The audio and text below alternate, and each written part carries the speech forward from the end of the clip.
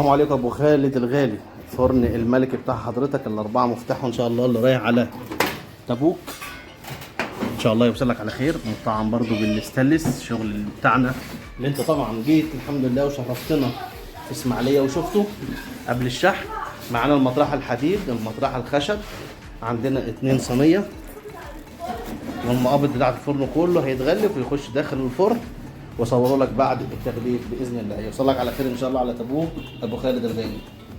السلام عليكم. ده الشغل بتاعنا اللي رايح السعوديه ان شاء الله. كل اسبوع بيطلع شغل من عندنا رايح الحمد لله للسعوديه. النهارده 5/9/2024 عندنا افران طالعه على السعوديه تبوك ابو خالد.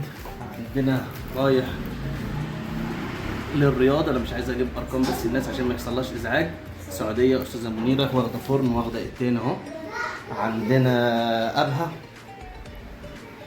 كل الشغل بتاعنا طالع ان شاء الله على السعوديه. يوصل لكم عمرك الفرن واصلني، وهذا هو طال عمرك وصل بالمستودع في تبوك خلف الاحوال المدنيه.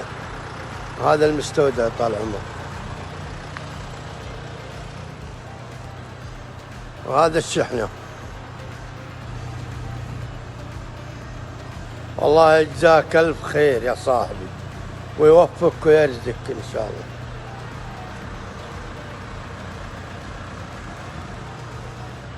ما شاء الله عليه، مغلف ومحكم، والله يوفقك ان شاء الله.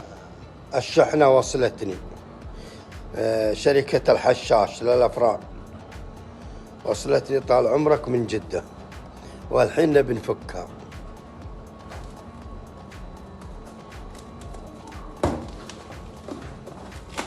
ما شاء الله عليها، مغلفة ومحكمة على السرافة. الله يعطيكم العافية.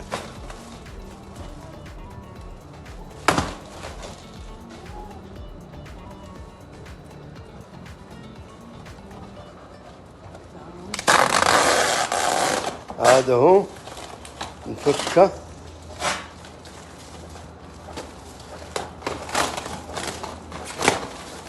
الصراحة الفرن ما قصرت، محكمينه بإحكام. الله يعطيكم العافية. ما شاء الله تبارك الرحمن.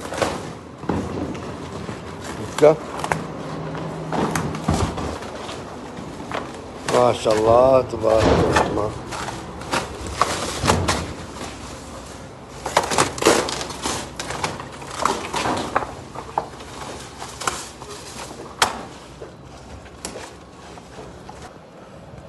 السلام عليك يا محمود عباس، وش اخبارك؟ عساك طيب. هذا هو طال عمرك الفرن شغلناه، الله يعطيك العافية، الله يوفقك، وشكرا جزيلا لك. الاخ محمود عباس ابو شحاتة، السكن بالقاهرة. انا طبعا هذه مستوردهن من القاهرة، من عند الاخ محمود عباس.